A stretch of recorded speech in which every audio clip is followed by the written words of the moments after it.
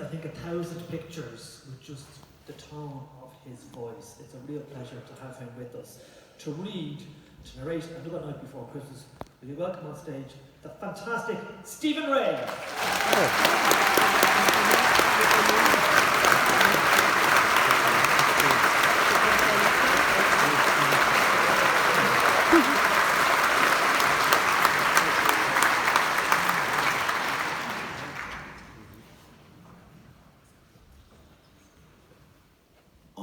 Before Christmas,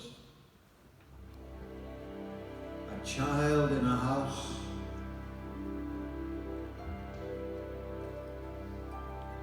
as the whole family slept, behaved just like a mouse and crept on soft toes down red carpeted stairs.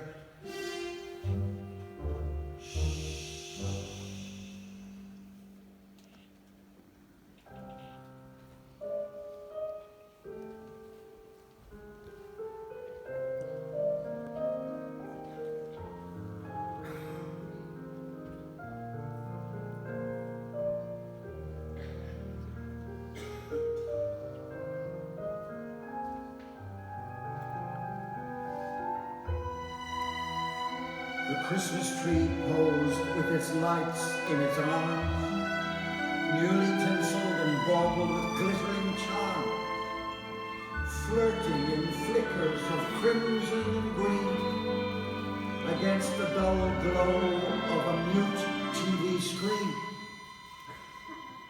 An owl on an aerial had planets for eyes. The child at the window stared up at the skies and looked for a sign up above as the moon shone down like a gold chocolate coin on the top.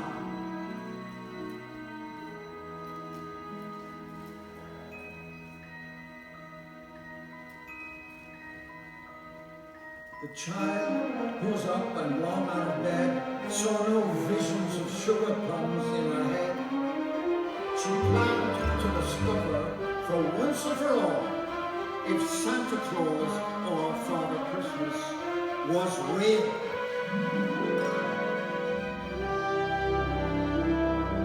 There were some who said no, he was really just Mum, with big cushions or pillows to plump out her tongue, or Dad with a red cloak and cotton wool beard, a whiskey or three down his neck for good cheer. So she took a position behind a big chair that was close to the fireplace. 4 stockings hung there. Quite soon there'd be one tangerine in each toe, and she'd be the child who would see and would know. Then a shooting star whizzed down the sky from the north. It was fizzling and sparkling as it fell to the earth and glowing inside. It was fizzling and sparkling as it fell to the earth and glowing inside. It turned into a sleigh made of silver and gold, pulled by reindeer whose breath shivered out in the cold, with bells on their antlers and bells round each hoof. Then, clatter! They landed on you-know-whose roof. Dasher, whoa! Dancer, whoa! Prancer, Vixen, well done! Comet, whoa! Cupid, whoa! Donner, Blitzen, what fun! Now, herself near the fireplace had fallen asleep. So she missed every word that a voice warm and deep was saying above her as each reindeer's name was spoken and flared in the night like a flame. He was dressed all in red from his head to his toes. Also red was the Christmassy glow of his nose. His beard was as white as the flakes that fell down on rich and on poor in this ordinary town.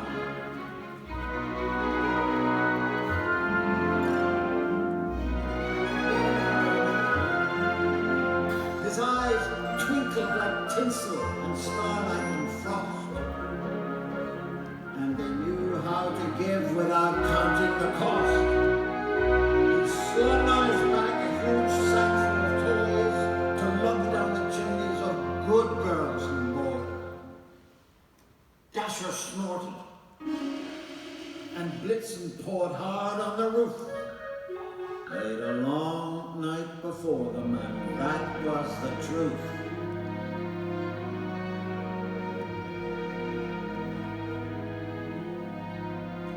But Santa had vanished. A puff of black soot burped out of the chimney, dislodged by his foot.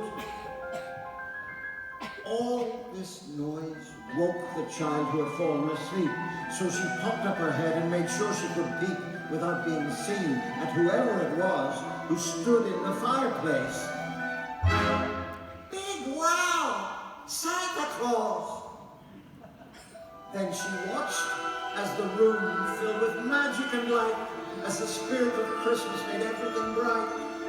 And suddenly, presents were heaped by the tree. But she didn't wonder, which ones are for me? For the best gift of all is to truly believe in the wonderful night that we call Christmas Eve.